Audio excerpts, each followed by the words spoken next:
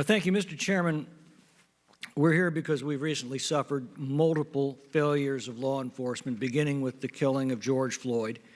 He died because a rogue cop with multiple complaints for misconduct was allowed to remain on a police force, as did one of his accomplices. This has become an intolerable pattern in big city police forces, and we need to ask how politically powerful police unions and the politicians they maintain in office protect the bullies in the system that inevitably lead to atrocities like this. The other failure was the decision to withhold police protection from their citizens by mayors and their appointed police chiefs. That failure killed Pat Underwood, killed David Dorn, and so many other innocent victims in the ensuing riots. Withdrawing police protection from our streets, abandoning police stations to rioters, turning a blind eye to looting, arson, and mayhem, all have an incendiary effect on insurrections. Without law enforcement, there is no law. And without law, there is no civilization. An accounting of the deaths and destruction caused by these acts of dereliction have yet to be tallied, but it's going to be staggering. Now, we meet today to chart a course forward, and I think we can look to no better guide than Sir Robert Peel, the father of modern policing, who set forth principles of law enforcement for a free society nearly 2 centuries ago. And when you read them, you realize how far we have drifted from these moorings. Central to our discussion is his 7th principle, quote, to maintain at all times a relationship with the public that gives reality to the historic tradition that the police are the public and that the public are the police. The police being only members of the public who are paid to give full-time attention to duties which are incumbent on every citizen in the interests of community welfare and existence, end of quote. So how do we get back to these principles? I think there are many proposals that have been raised in the House that merit support. And first is the doctrine of qualified immunity. As it's currently applied, it has no place in a nation ruled by laws.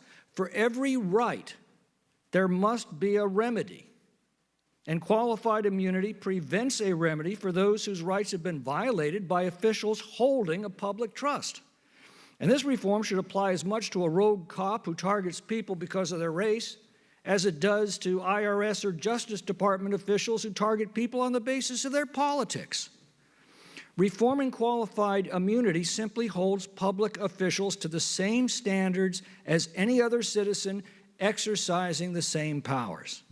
Second, police records must be open to the public. It is a well-established principle that public servants work for the public, and the public has a right to know what they're doing with the authority the public has loaned them.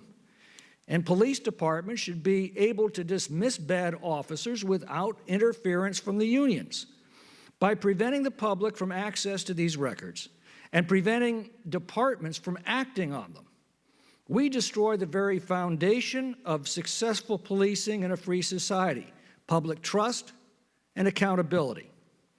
Third, turning police departments into paramilitary organizations is antithetical to the 6th principle laid down by Peel, quote, to use only the minimum degree of physical force which is necessary on any particular occasion for achieving a police objective.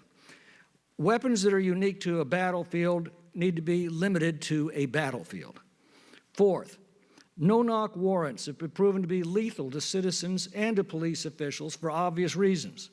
The invasion of a person's home is one of the most terrifying powers the government possesses. Every person in a free society has the right to take arms against an intruder in their homes. And that means that the authority of the police must be announced before that intrusion takes place. To do otherwise places every one of us in mortal peril. So I think these 4 reforms are legitimate powers for the federal government to uphold the constitutional rights of its citizens.